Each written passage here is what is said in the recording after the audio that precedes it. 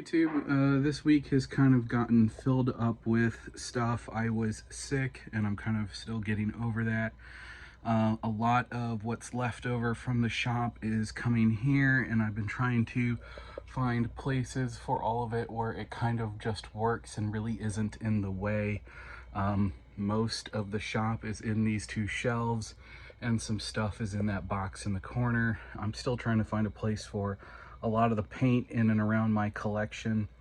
I was planning to paint this grave golem for a video this week, but I think we're going to hold that off for next week simply because of how filled this week has been with just things that I have to take care of. Life is what life is, and we put a full length video out last week, so I'm not super overly concerned about those sort of things. I did some testing to do some realistic wood grain effects, and I will be showing those off in a future video using these little rowboats. I think you guys will find that video interesting. I don't know how long that video will be, but it'll definitely be informative, that's for sure. But yeah, keep an eye out for a lot of the miniatures that used to be in the shop. They'll be coming to YouTube at some point or another, I'm sure. I've got a bunch of D&D stuff down here that's assembled, and we're going to start doing something kind of akin to Goobertown Hobbies, Goobertown Roulette, where we'll be rolling dice to kind of determine general paint schemes for random miniatures chosen either by dice roll or just by reaching into the bucket and grabbing a random die. I had a request for what is going on with the train table.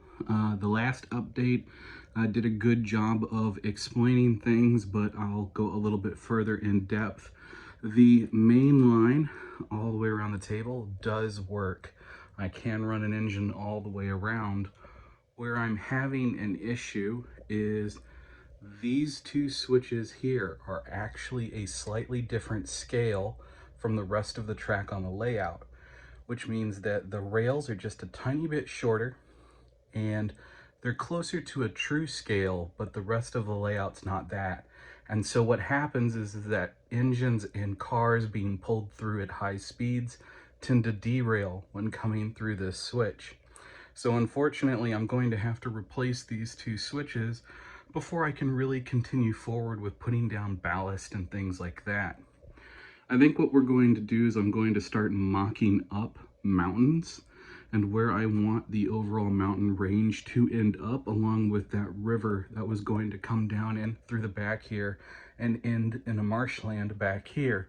So we're kind of at a point now where I know where things are going to end up, and I can start mocking things up and making preparations for actually gluing things down, like the rock faces, and making more plaster rocks and things like that. So that's where we're at with the model trains. And just a reminder, we are going to kind of be putting these Games and Gears brushes through their paces. I really just want to see how long they hold up. I know they're crap brushes, so they're probably not going to hold up for all that long, but I am curious to know just how bad they actually are. Like I said in the original video, everyone I know who's ever bought these hates them, and I've never met anyone in person, at least, who claims they like them. There's a couple of people on forums every now and again that say they like them, but I've never met anybody in person, and none of my online friends seem to like them. So I'm tempted to see just how bad they are. So I'll be putting several sets of these through their paces over the next couple of months and be making a video about that once I kind of go through a handful of sets. But in any case, guys, thanks for watching. If you're wondering why this video is so short, it's basically a video to appease the algorithm. If you're not aware, the YouTube algorithm really doesn't enjoy it when you get into the groove of things and then change that groove. I used to upload every single week, and then I had to cut back because of scheduling. And when I cut back, YouTube really stifled the views and really cut back how much they were showing me to everybody. So this is an experiment this year. When I'm incapable of putting out a full-time video every week, I put out one of these sampler videos to kind of show what I'm doing, and I kind of give updates about bigger projects and that sort of thing, give you guys a chance to ask some questions in the comments and have some back and forth. And this is just a way to kind of satiate the the algorithm, if you will, to let it know that I am uploading every single week and I'm doing my best to engage with you guys. And at the end of the year, we'll see if doing a video every single week does actually improve your algorithm, or can you get away with skipping a video every now and again, or skipping a video every other week. I think this is going to be a really interesting experiment. In any case, I've been Graham Johnson for Tabletop Glory. Thank you so much for watching, and until next time, may your display case always be filled and your pile of shame never run empty. Until next time.